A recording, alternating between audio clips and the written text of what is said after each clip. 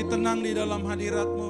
Amin, Yesus. Kami rasakan Tuhan hari-hari ini nyata pertolongan-Mu. Dan kami mau katakan Tuhan, gak ada yang lain yang kami sembah. Gak ada yang lain yang kami tinggikan, yang kami puji Tuhan. Hanya nama-Mu yang kami tinggikan Tuhan. Amin. Karena nama-Mu indah dalam hidup kami. Izinkan kami terus memuliakan nama-Mu yang luar biasa itu. Nama yang Kau berikan buat kami. Amin. Nama yang tidak tergantikan dalam hidup kami.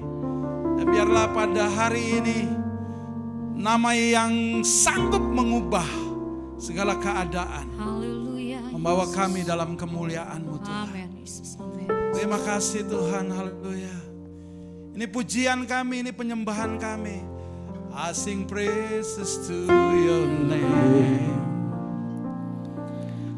Oh Lord, praises to your name. Wow. Oh Lord, for your name is great. For your name is great and greatly to be praised. Kami memuji-Mu Tuhan. I sing praises to your name. Ya, Oh Lord, praises to your name. Oh Lord, for your name, for your name is great and greatly to be praised. I sing praise. I sing praises to your name. Oh Lord, praises to your name. Oh Lord, for your name is great and greatly to be praised. I sing praises to your name. Oh Lord, praises to your Nyanyian bagimu, sebab namamu. for your name is great Once more, and greatly once more. to be praised. Hallelujah. I sing praises to your name. Oh Lord, praises to your name. Oh Hanya namamu, hanya namamu, your name is hanya great namamu and Yesus. greatly to be praised. I sing praise. I sing praises to your name. Oh Lord, praises to your name. Oh For your name, for your name is great and greatly to be praised. for your name. For your name is great and greatly to be praised. For your For your name is great and greatly to be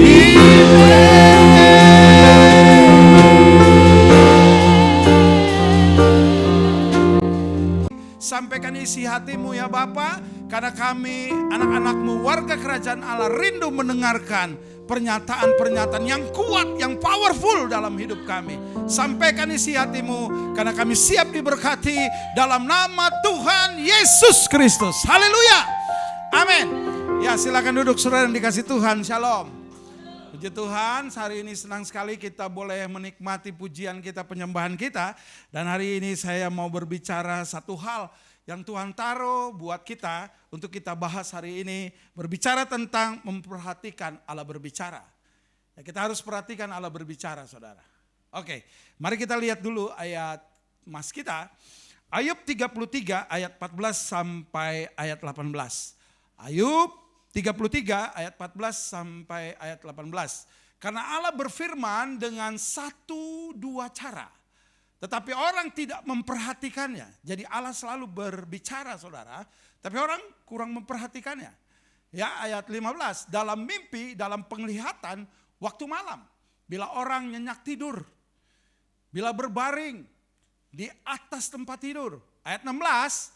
Maka ia membuka telinga manusia dan mengejutkan mereka dengan teguran-teguran. Ayat 17, untuk menghalangi manusia daripada perbuatannya dan melenyapkan kesombongan orang. Ayat 18, saudara yang dikasih Tuhan, untuk menahan nyawanya daripada liang kubur dan hidupnya daripada maut oleh lembing. Saudara yang dikasih Tuhan, saya mau kasih tahu buat saudara hari ini, dengar baik. Allah ingin selalu berbicara kepada kita. Allah rindu bicara kepada kita.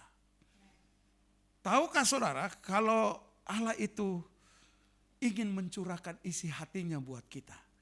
Kita ini anak-anak Allah tuh, saudara-saudara dikasih Tuhan. Kita ini warga kerajaan Allah. Dan Allah selalu mau berbicara dan mencurahkan isi hatinya buat kita. Apa tujuannya Allah bicara buat kita, saudara-saudara?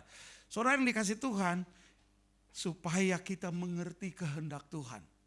Supaya kita mengerti, paham betul, dan kita mengalami pernyataan-pernyataan Tuhan lewat kebenaran-kebenaran firman Tuhan. Jadi perkataan-perkataan Tuhan itu berkuasa, powerful, saudara. Dia ingin, saudara, setiap perkataan itu kita dengar. Pernyataan-pernyataan firman Tuhan yang kita selalu dengar itu terjadi dalam hidup kita. Saudara percaya itu? Bahwa pernyataan-pernyataan Tuhan, perkataan-perkataan Tuhan, saudara, itu punya kuasa yang luar biasa dalam hidup kita. Saudara percaya itu? Ya. Karena itu saudara sebagai warga kerajaan Allah, kita harus mendengar segala perkataannya, saudara. Kita harus mau mendengarkannya. Dan saya mau katakan hari ini buat saudara, kamu harus melatih kepekaan dalam membangun hubungan keintiman dengan Tuhan. Kita mau mendengar perkataannya, saudara yang dikasih Tuhan. Kita mau dengar firman Tuhan, kita harus intim dengan Tuhan. Supaya kita ngerti, kita paham apa yang Tuhan nyatakan lewat firman-Nya, lewat pernyataan-pernyataannya, dan kita tahu kehendak Tuhan dalam hidup kita. Ini penting buat kita, saudara-saudara yang dikasih Tuhan. Saya mulai dari latar belakang dulu supaya saudara tahu. Kitab Ayub ini, saudara, kalau saudara baca pasal 1, pasal 2, itu bicara tentang siapa Ayub. Ayub itu orang yang saleh, orang yang jujur, orang yang tidak melakukan kesalahan. Kalau pasal 1, pasal 2 saudara baca. Tapi pasal 3 saudara-saudara, Ayub mulai goyang. Ayub mulai saudara-saudara mengeluh. Saudara yang dikasih Tuhan, ini dia yang terjadi, saudara. Nah, saudara, Ayub punya 4 sahabat. 4 sahabat. Yang pertama Elifas, yang kedua Bildad, yang ketiga Sofar, yang keempat Elihu. Nah, saudara-saudara, dari keempat ini Elihu lah sahabat yang termuda. Sahabat Ayub yang termuda. Yang lainnya mungkin lebih tua dari Elihu. Ya. Nah, yang lainnya selalu mengintimidasi. Mengintimidasi Ayub. Tapi Elihu selalu menghibur. Dia tidak menekan Ayub. Tapi selalu menghibur Ayub. Nah, saudara-saudara, Ayub pasal 3 ini, 33 ini saudara-saudara yang dikasih Tuhan, ini berbicara tanggapan Elihu kepada Ayub. Ayub berasumsi dia menderita akibat perbuatan dosa. Ayub mulai berasumsi bahwa dia menderita, saudara. Dia menderita, dia kena borok, saudara. Dia yang luar biasa, orang yang kaya raya, anak-anaknya diberkati. Bahkan anak-anaknya kalau membuat pesta, saudara-saudara, itu Ayub pagi-pagi saudara datang mempersembahkan korban kepada Tuhan. Supaya jangan-jangan kalau anak-anaknya Ayub didapati berdosa. Ayub ini luar biasa. Tapi saudara-saudara yang dikasih Tuhan, saudara tahu? Apa yang terjadi saudara? Ayub berasumsi bahwa penderitaannya akibat dia menderita karena dosa. Nah pertanyaannya saudara, hari ini buat kita, apakah penderitaan yang kita alami selalu berhubungan dengan dosa? Hello? Apakah penderitaan yang kita alami saudara selalu berhubungan dengan dosa? Tentu tidak saudara, tentu tidak. Alkitab mencatat Ayub orang yang baik, orang yang saleh, orang yang jujur pada zaman itu. Tapi dia mengalami sakit penyakit. Saya mau katakan buat saudara, memang saudara-saudara ada penderitaan akibat dosa, betul? Ada penderitaan akibat dosa. Tetapi saudara yang dikasih Tuhan, tidak semua penderitaan karena dosa. Bisa jadi setiap penderitaan yang kita alami itu batu ujian dari Tuhan. Seperti Ayub, seperti Yusuf. Yusuf juga mengalami penderitaan. Ayub juga mengalami penderitaan. Tapi bukan karena dosa. Tapi karena mereka diuji oleh Tuhan. Saudara yang dikasih Tuhan, hari ini kita bisa mengerti. Ada penderitaan akibat dosa, tapi ada penderitaan supaya kita naik kelas. Amin. Supaya next level. Kita semakin hari semakin dewasa dalam Tuhan. Dalam konteks ini saudara yang dikasih Tuhan, dengar baik. Elihu memberitahu kepada Ayub, jangan kamu mempersalahkan Allah. Jangan kamu berasumsi Ayub bahwa Allah itu menekan kamu. Jangan kamu berasumsi bahwa Allah mensengsarakan kamu. Tidak. Walaupun Tuhan izinkan Ayub menderita, tapi Tuhan berkata kepada iblis, jangan ambil nyawanya. Betul? Betul kan? Allah masih memproteksi Ayub. Elihu menegur Ayub.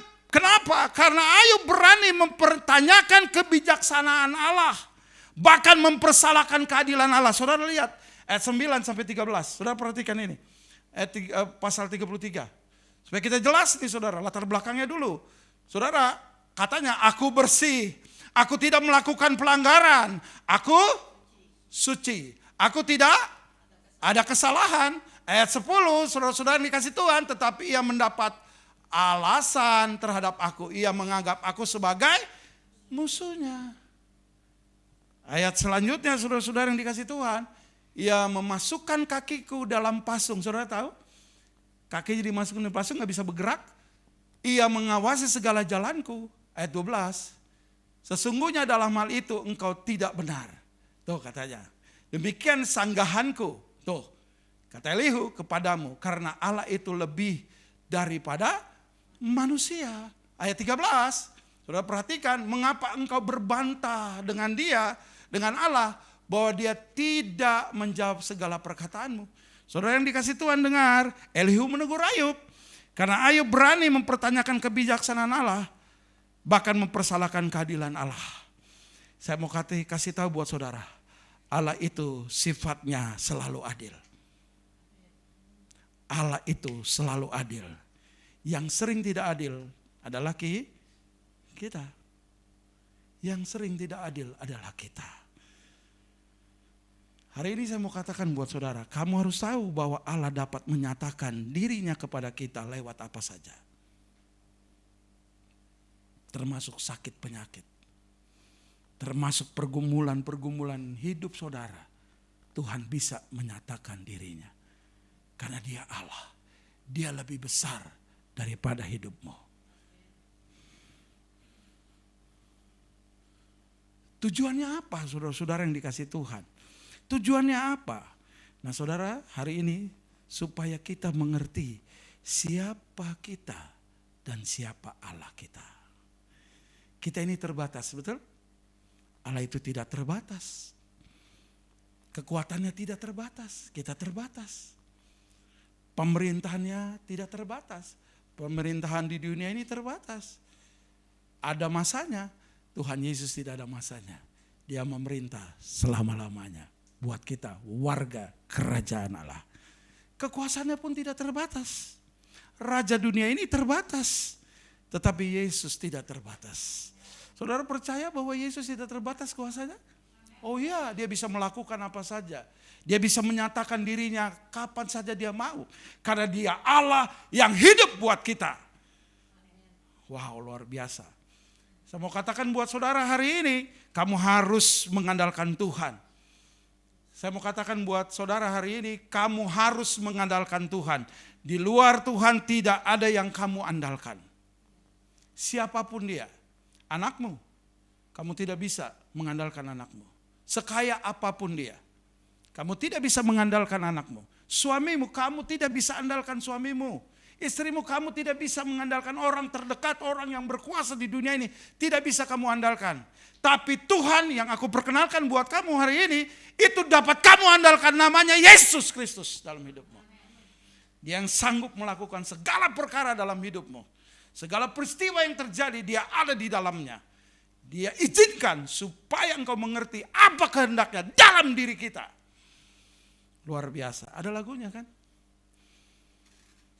Engkau Tuhan yang setia, waktumu selalu yang terbaik. Engkau Tuhan sandaranku, yes, dan ku hanya kan berharap padamu. Dengar baik lagu ini, yes, satu-satunya yang ku andalkan, oh, satu-satunya yang ku percaya. Engkau sumber kekuatan, sumber pengharapan, sumber kedamaian, ya, satu-satunya yang andalkan. Oh, haleluya. Engkau Tuhan memberkati, Tuhan penyembuhku, Tuhan pemulihku.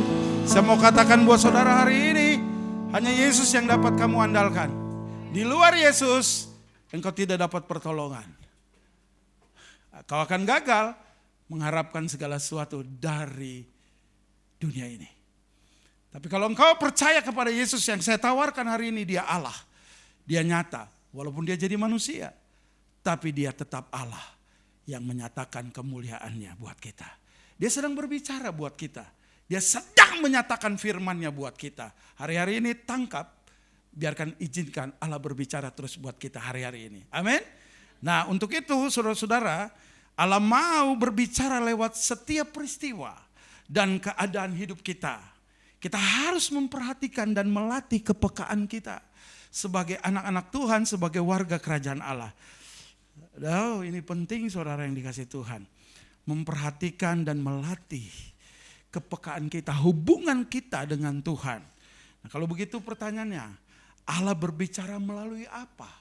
Dan bagaimana caranya? Saudara-saudara, mari kita lihat yang pertama dalam tayangan TV ini. Saudara perhatikan, Allah berbicara lewat apa? Mimpi. Yuk kita lihat Ayub 33 ayat 14 sampai 16. Ayub 33 ayat 14 sampai 16. Karena Allah berfirman dengan apa? Satu dua cara. Artinya ada berbagai cara, tetapi orang tidak memperhatikannya. Seringkali Allah berbicara tapi kita acuh tak acuh. Dalam apa? Dalam mimpi. Dalam penglihatan waktu malam. Waktu orang itu tertidur. Bila orang itu tidur nyenyak. Bila dia terbaring di atas tempat tidur.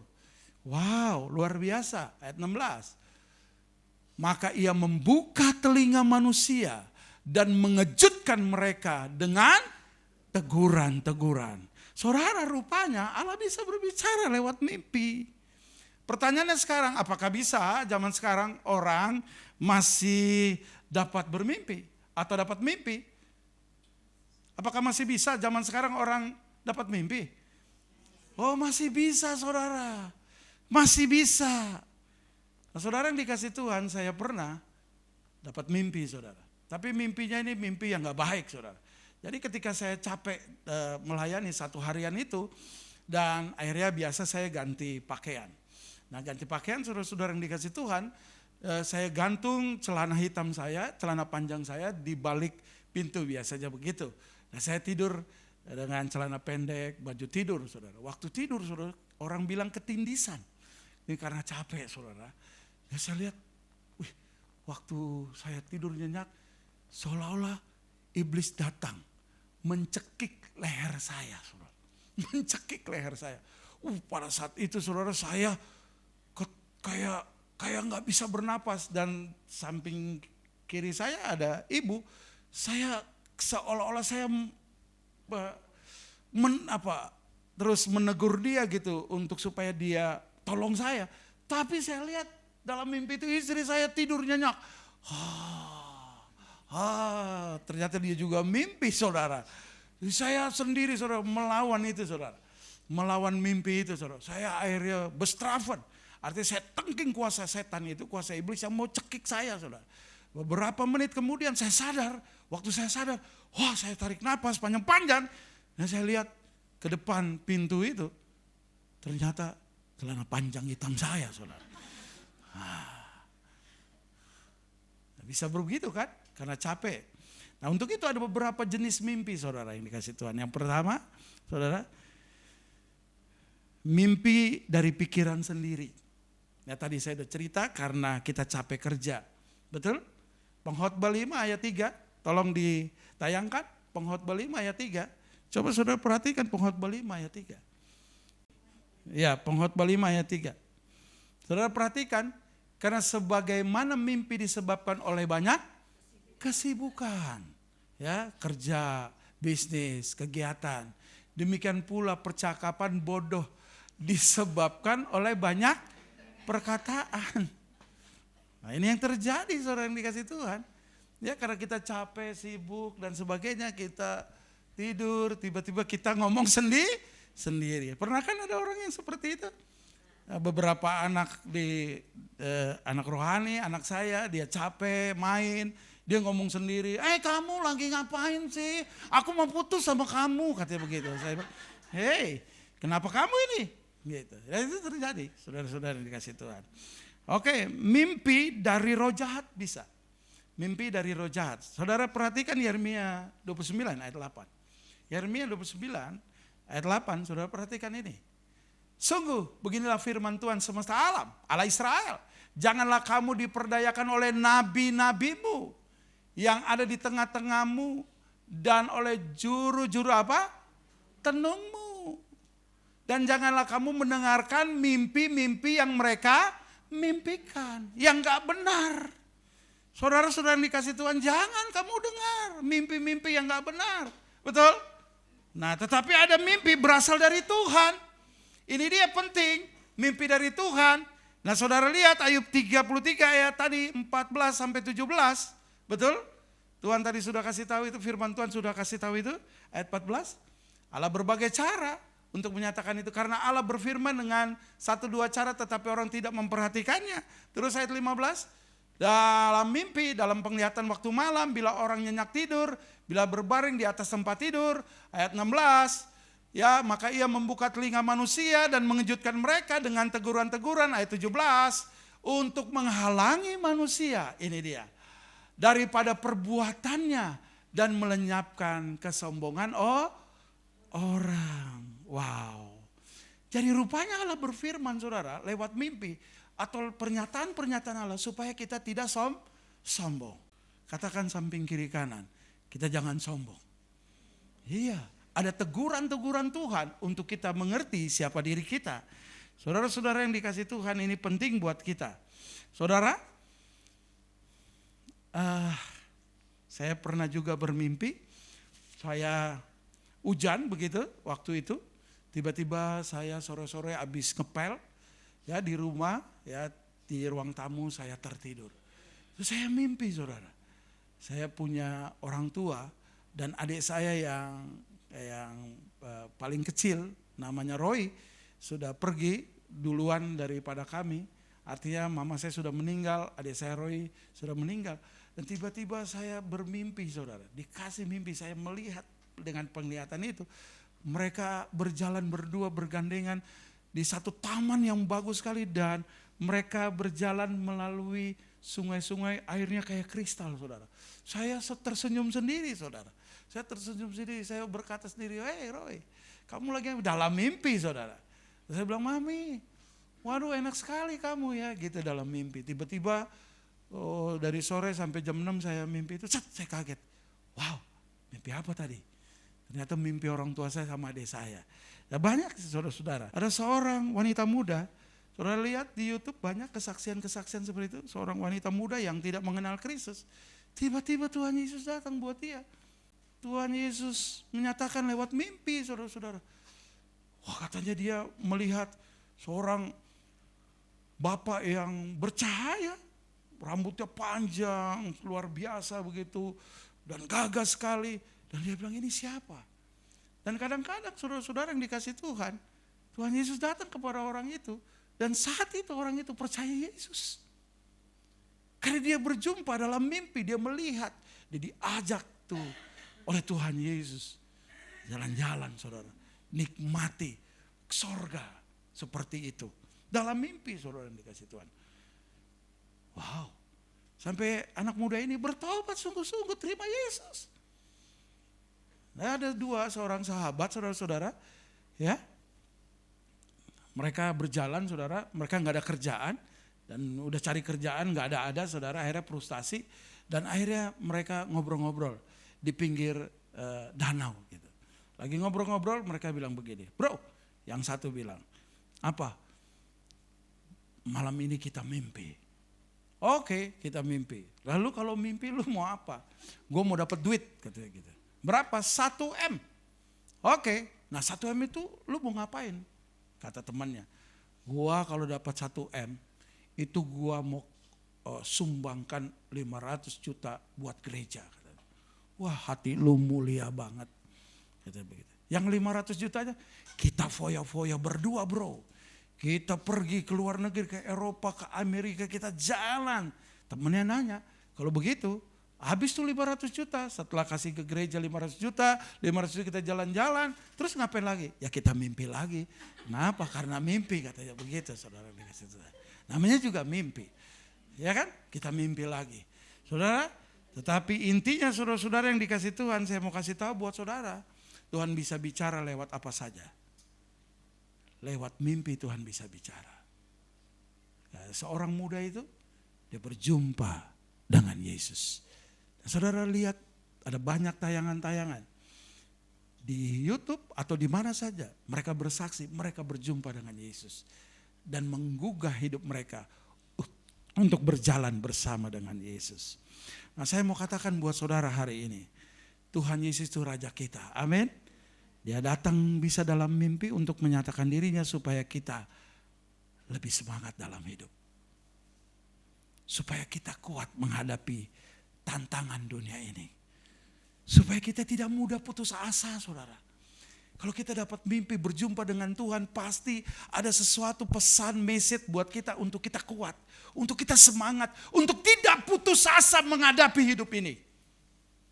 Dan jangan sampai kita mempersalahkan Tuhan dalam hidup kita.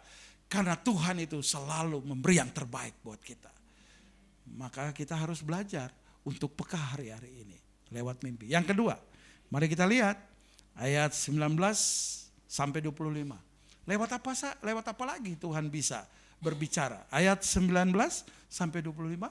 Dengar baik, dengan penderitaan ia ditegur di tempat tidurnya dan berkobar terus menerus. Bentrokan dalam tulang-tulangnya. Saudara ngerti ini maksudnya?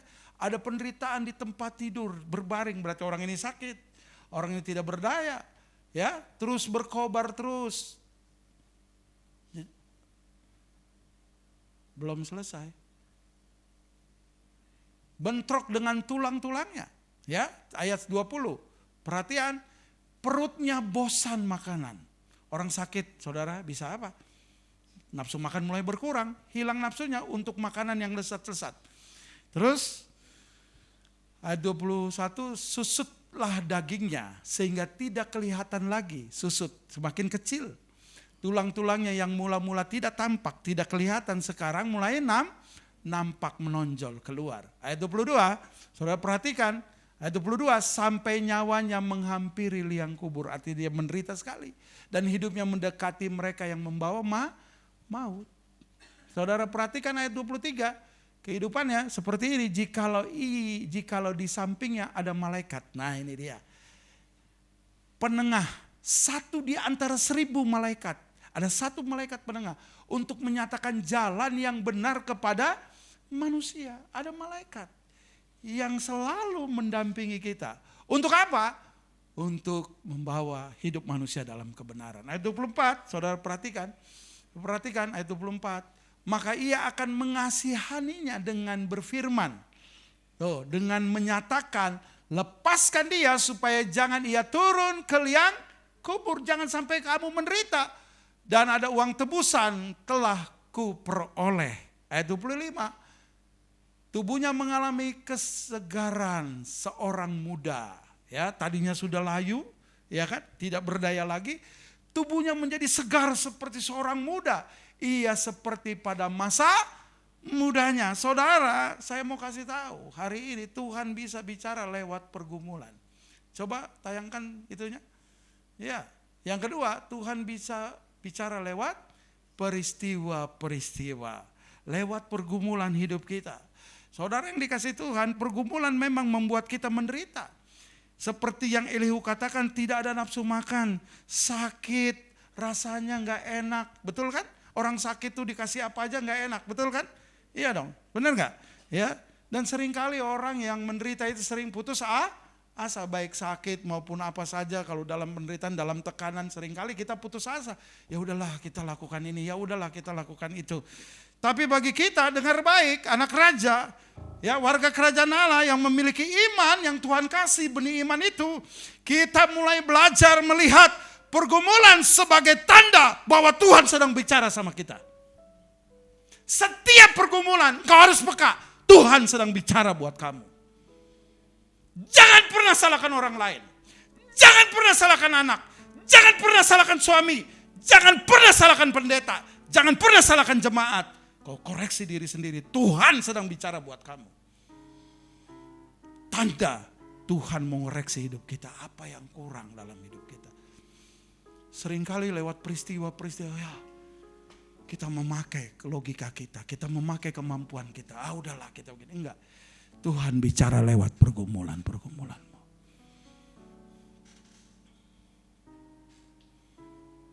Apakah Tuhan sedang menegur kita untuk kita supaya bertobat? Apakah Tuhan sedang memakai kita lewat sakit penyakit? Lewat peristiwa-peristiwa yang terjadi? Apakah Tuhan sedang mempersiapkan kita untuk menjadi seorang pelayan Tuhan yang sedang dipakai Tuhan?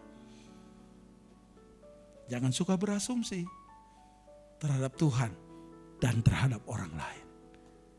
Biarkan, izinkan peristiwa pergumulan hidupmu, engkau peka, tanya sama Tuhan. Tuhan, ampuni saya. Tuhan, saya mau bertobat. Saya tahu Tuhan sedang bicara lewat pergumulan hidup saya. 98. Saya baru merintis di Duta Harapan ini. Moses sudah lahir dan saat itu saya sedang menanti anak kedua yaitu Lolon. Saya baru merintis, saudara-saudara yang dikasih Tuhan. Dan 98 itu pergumulan yang sangat luar biasa. Dan saya sedang khotbah di salah satu gereja di Kelapa Gading. Tiba-tiba saya diberitahu oleh jemaat habis khotbah, Pak, istri Bapak itu sedang mau melahirkan di rumah sakit RSPAD. Nah, kita tahu 98 itu masa krisis yang luar biasa krisisnya, ya kan? Ya, dan saat itu saudara-saudara saya diberitahu dan saya pergi ke rumah sakit. Waktu saya pergi ke rumah sakit, ibu dalam penanganan operasi sesar. Karena menurut dokter si Lolon ini kelilit ya lehernya. Ya, jadi ke tali pusar ya. Ya, kelilit tali pusar gitu, jadi harus dioperasi. Saudara yang dikasih Tuhan, oke, saya tahu saya dalam pergumulan berat, baru merintis gereja, saya belum ada jemaat, baru beberapa yang saya bina, saya ajar, saya didik, mereka simpati, saudara, nggak terlalu banyak pada saat itu. Dan saya dalam pergumulan yang sangat berat, masalah ekonomi, apalagi menghadapi ibu melahirkan, operasi, saudara. Beberapa hari kemudian, saudara, dokter dari RSPAD atau pihak manajemen kasih tahu bahwa istrinya saya itu boleh pulang, ya, karena sudah dioperasi 3 hari boleh pulang, dan saya nggak punya duit saat itu. Ada duit tapi nggak terlalu banyak. Jadi saya duduk di lorong gitu, di lorong jalan rumah sakit itu saya duduk. Tuhan bicara di situ. Lewat apa? Satu buku. Buku itu buku bacaan, saudara-saudara, bicara tentang doa. Dan buku itu gambarnya Raja Wali. Dan buku itu tulisannya, judulnya Raja Wali. Saya baca itu karena saya nggak tahu harus berbuat apa untuk menembus ibu keluar dari rumah sakit RSPAD, rumah bersalin. Saya baca buku itu dan ternyata buku itu saya baca ada satu kesimpulan. Dia katakan begini, setiap anak-anak Tuhan harus belajar seperti burung Raja Wali. Semakin badai itu besar, semakin besar angin itu, sebetulnya engkau terus naik. Karena engkau didorong oleh angin itu. Seperti Raja Wali, semakin didorong oleh angin, semakin dia terbang tinggi. Wow. Jangan engkau bersungut-sungut. Jangan engkau marah sama Tuhan. Sebab setiap badai, engkau akan lebih hari lebih kuat dengan Tuhan. Kepakan sayapmu terus, katanya begitu. Kepakan sayap itu. Dan terus sampai engkau menemukan Tuhan dalam hidupmu. Buku itu berbicara seperti itu dan saya tahu Tuhan sedang berbicara lewat buku itu kepada saya. Nah, ketika saya lagi baca mau akhiri tipis saja buku itu, tiba-tiba ada seorang dokter lewat.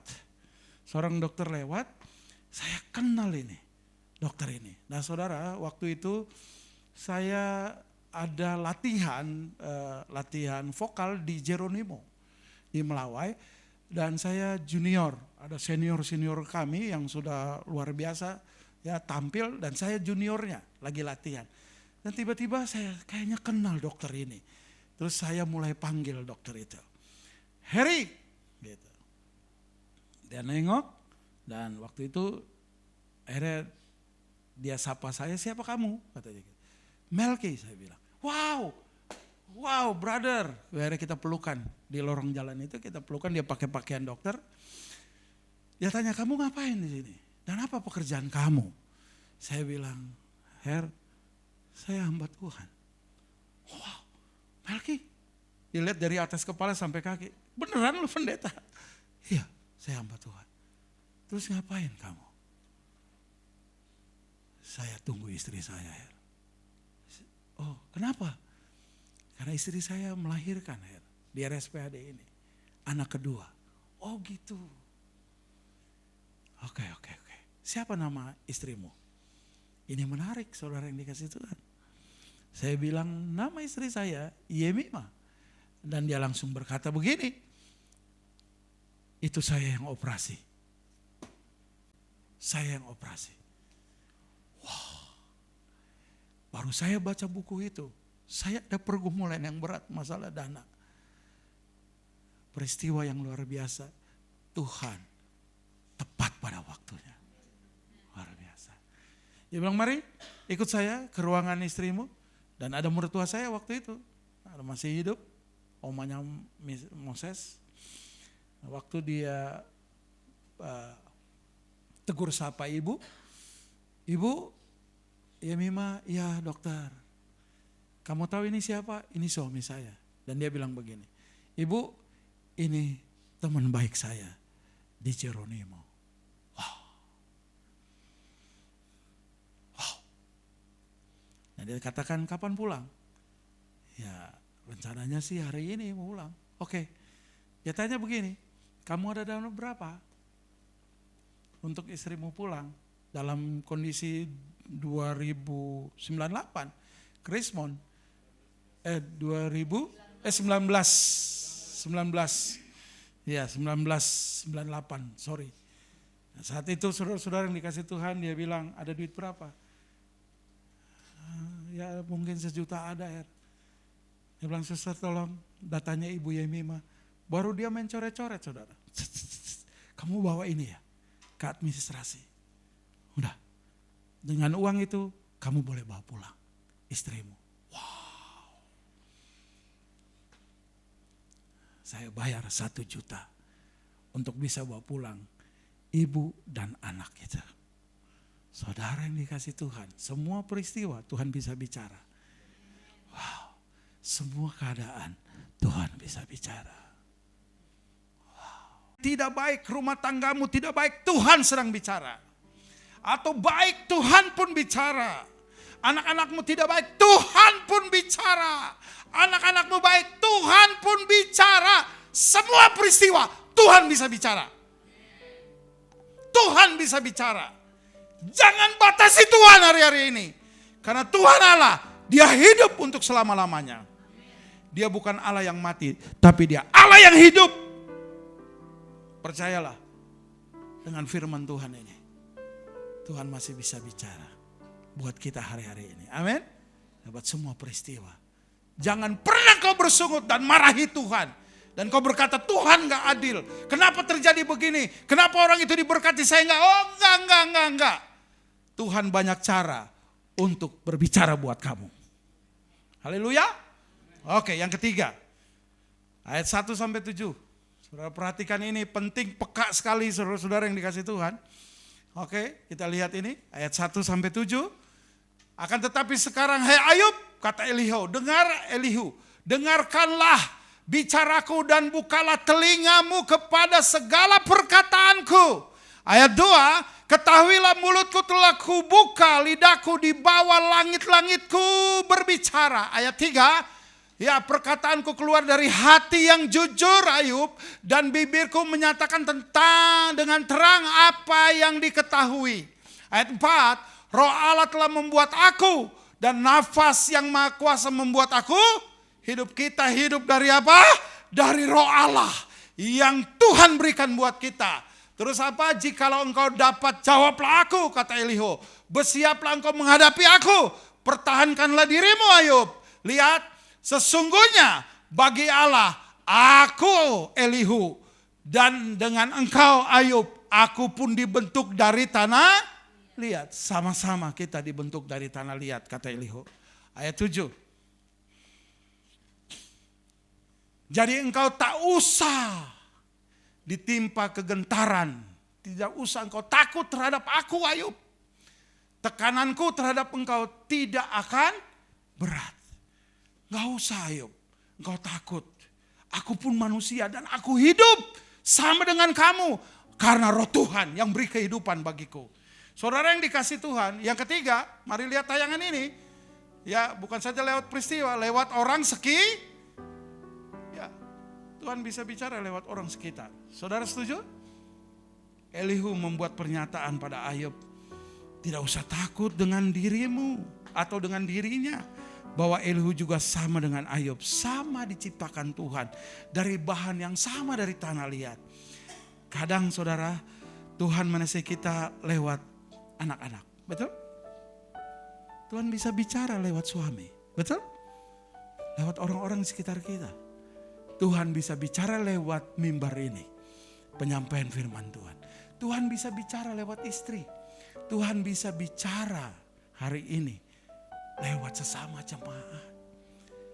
Orang-orang sekitar kita Tuhan sedang bicara. Cuman kita nggak peka. Kita anggap itu biasa saudara-saudara yang dikasih Tuhan. Kenapa? Karena ego kita lebih kuat daripada suara Tuhan dalam hidup kita. Kita cuek. Sehingga kita lupa pesan Tuhan. Kita anggap orang lain itu gak penting buat kita. Anak kita bicara gak penting. Masih kecil kamu. Belum tahu apa-apa kamu. Saudara yang dikasih Tuhan. saya ngalamin ini dan saya mulai bertobat. Karena saya melihat anak saya, kayaknya gak ada dampak apa-apa. Tapi hari itu saudara buat saya juga berpikir, oh iya Tuhan bisa bicara lewat anak-anak kita. Wow, Tuhan bisa bicara lewat siapa saja. Untuk itu kita latih kepekaan kita. Nah saudara yang dikasih Tuhan, Tuhan tegur saya melalui anak-anak saat ini. Lewat Moses dan Lolon. Mereka selalu kalau dialog, habis ibadah seperti ini, kami sering makan dan pulang. Mereka masuk kamar dan mereka suka menyatakan itu. Papi, kalau melayani jemaat jangan gaya otoriter. Dilihatnya saya otoriter, saudara. Kalau saya ini kayaknya jemaat yang otoriter kayaknya kelihatannya gitu. Ya, perintah-perintah saya paling kuat tuh. Kayak begitulah. Kayak saya merasa saya nggak otoriter. Tapi Moses Lolon bilang, papi kayaknya otoriter. Wow, harus melayani dengan tulus, dengan kasih. Wow. Memimpin jemaat, mereka katakan dengan memimpin gaya dunia itu berbeda, Pi. Memimpin jemaat dengan gaya kepemimpinan dunia itu berbeda. Memimpin jemaat harus dengan ketulusan. Katanya begitu. Papi jangan suka gila hormat. Wow. Papi fokus saja sama Tuhan. Wih, tajam loh anak-anak sekarang. Saya dengerin aja. Papi tidak boleh melakukan sesuatu tanpa Tuhan. Wow, ini penting buat saya. Ya, papi udah banyak melakukan untuk jemaat. Apa yang papi lakukan itu biarlah untuk Tuhan, bukan untuk kepentingan diri papi. Wow. Jadi mereka katakan, papi belajar tidak bisa semua orang papi senangkan. Dia katakan gitu, gak bisa semua orang, 100 orang ini, papi gak bisa senangkan semua orang karena kepalanya beda-beda. Papi buat begini ada yang menilai papi buat begitu ada yang menilai papi.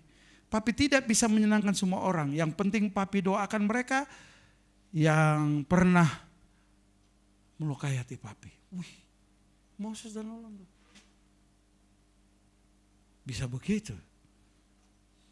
Banyak orang yang papi tolong, banyak orang yang papi bantu. Tapi nggak usah hitung-hitungan papi. Dalam pelayanan memang papi harus seperti itu, memberi diri untuk seperti itu. Melakukan yang terbaik. Kadang-kadang apa yang papi lakukan jemaat sering lupa. Apa yang papi lakukan. Tapi biar Tuhan yang balas kebaikan papi. Wow, anak-anak sekarang bisa ngomong gitu. Dulu saudara kalau mereka ngomong begitu, dulu sebelum saya mengenal firman Tuhan. Siapa kamu? Kok kamu bisa nasihati saya? Ntar dulu, saya lebih dulu lahir. Baru kamu, wah ego saudara. Ternyata ego itu menutupi saudara pesan Tuhan buat kita. Kadang-kadang anak-anak bayi pun bisa menegur kita, betul? Tuhan pakai anak-anak bayi untuk memberi pesan buat kita. Wah. Jangan saudara anggap remeh saudara. Kalau hari ini Bapak Ibu sedang keluarga tidak baik-baik saja. Kok anakku bandel begini? Kok anak melawan saya? Saudara mulai belajar. Peka. Suara Tuhan. Ya, kita koreksi diri. Apa yang kurang dalam hidup kita. Betul? Setuju ya? Oke, Tuhan ampuni saya. Mungkin perkataan saya kasar. Mungkin pernyataan saya kasar. Kita gak sadar. Dan ego kita kuat sekali. Bahkan istri kita ngomong kita gak anggap. Ternyata itu suara Tuhan buat kita. Ini penting buat kita. Jadi kalau begitu, mari kita belajar Tuhan bisa bicara lewat orang-orang sekitar kita. Lewat keadaan alam ini Tuhan bisa bicara. Setuju? Tuhan banyak cara untuk bicara sama kita. Kalau begitu kesimpulannya Tuhan mau bicara kepada kita supaya kita mengalami Tuhan dan mengalami pertolongannya. Dan belajar untuk menghilangkan ego yang kuat dalam hidup kita. Karena apa? Tuhan banyak cara bicara lewat peristiwa, lewat mimpi, bahkan lewat keadaan alam ini, lewat sekitar orang-orang sekitar kita. Dan saya percaya kalau kita peka terhadap ini, hubungan kita dengan Tuhan luar biasa, kita mengerti dan kita tidak salah melangkah. Dan saya percaya sekali saudara, ketika kita peka terhadap suara Tuhan, kita banyak mendengar suara Tuhan dan memperhatikan Allah bicara, kita diberkati Tuhan. Tuhan Yesus memberkati saudara hari ini. Haleluya. Amin. Puji Tuhan. Wow. Mari kita nyanyikan pujian ini sama-sama. Singer bantu saya. Tuhan tak pernah janji langit selalu biru, tetapi Dia berjanji selalu menyertai. Tuhan tak pernah janji jalan selalu rata, tetapi Dia berjanji Beri kekuatan. berikan Ini pasti. Haleluya. Angkat hati dan suaramu. Wow. Jangan pernah menyerah, jangan berputus asa. Mujizat Tuhan ada saat hati menyembah. Jangan pernah menyerah, Jangan berputus asa. Mujizat Tuhan ada bagi yang setia. Sama-sama kuatkan imanmu. Biar Tuhan bicara. Pernah menyerah, jangan berputus asa. Mujizat Tuhan ada saat hati menyembah. Jangan pernah menyerah, jangan berputus asa. Mujizat Tuhan ada bagi yang setia dan percaya. Saya nggak tahu apa pergumulan Bapak Ibu hari ini, tapi saya tawarkan Yesus buat saudara. Dia sedang mau berbicara kepadamu hari-hari ini dalam pergumulanmu. Amen, Yesus. Dia mau mencurahkan isi hatimu di hati Dia kepadamu. Engkau harus kuat, engkau harus peka terhadap segala persoalan. Amen, Yesus.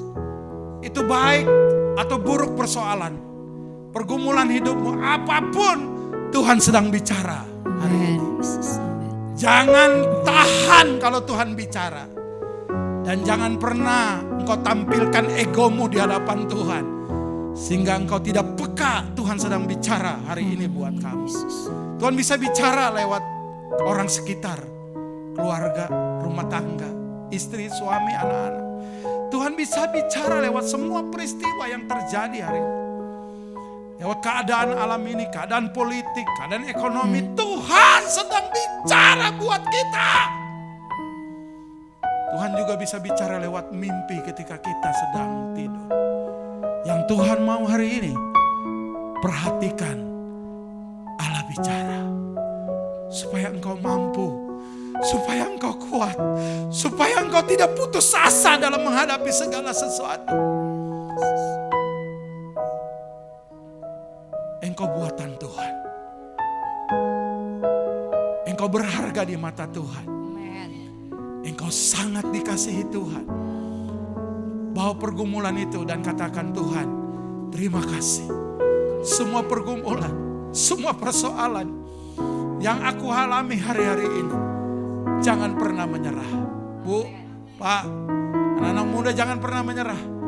Nyatakan itu di hadapan Tuhan. Tuhan, aku mau bersyukur buat persoalan ini. Aku mau bersyukur buat keadaanku hari ini. Buat keadaan anakku, buat keadaan rumah tanggaku, buat keadaan pekerjaan, bisnis, pelayanan. Aku mau bersyukur. Aku gak mau lagi berasumsi terhadap Tuhan, terhadap orang lain. Tapi aku mau terus menikmati hubunganku dengan Tuhan. Tuhan berbicaralah buatku. Orang-orang yang rindu untuk mengalami Tuhan, boleh nyanyikan pujian ini, taruh tangan di dada dan boleh bangkit beri kita satu di dalam doa. Kita nikmati hadirat Tuhan hari ini. Jangan pernah menyerah, jangan berputus asa. Mujizat Tuhan ada saat hati menyembah. Jangan pernah menyerah, Ya, jangan berputus asa. sama-sama katakan. Mujizat Tuhan ada bagi yang setia Sekali dan lagi, what's more? percaya. Nyatakan imanmu.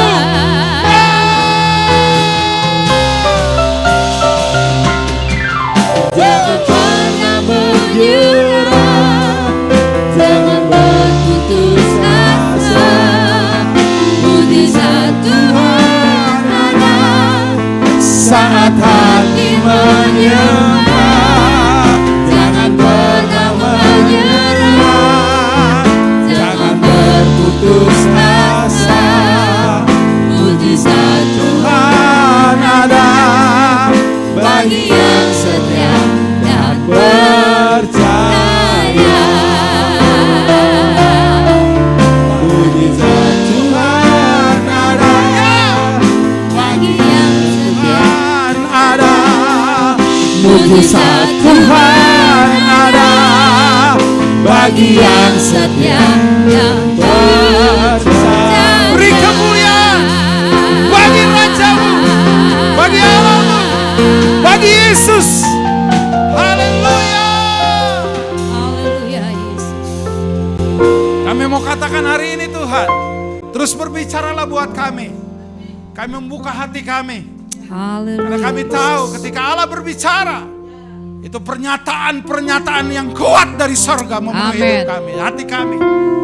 Kami mau belajar Tuhan, untuk melepaskan ego kami, Haleluya. melepaskan kesombongan kami, sehingga kami Haleluya. hidup diberkati Tuhan, Amin. dan hidup dalam jalan Tuhan. Amin. Terima kasih Tuhan. Kalau jemaat yang sakit, dalam pergumulan yang Haleluya, begitu berat, Yesus. izinkan mereka untuk mendengar suara Tuhan Amin. dalam setiap pergumulan yang kami hadapi. Haleluya. Tuhan mau pakai kami, warga kerajaan Allah, untuk tetap berdiri dan percaya Haleluya. kepada pernyataan-pernyataan firman-Mu. Haleluya. Engkau yang menguatkan kami, Engkau meneguhkan kami, dan Engkau memberi jawaban buat kami. Amin. Di dalam nama Tuhan Yesus Kristus yang percaya katakan, amin. Haleluya, Tuhan Yesus berkati kita.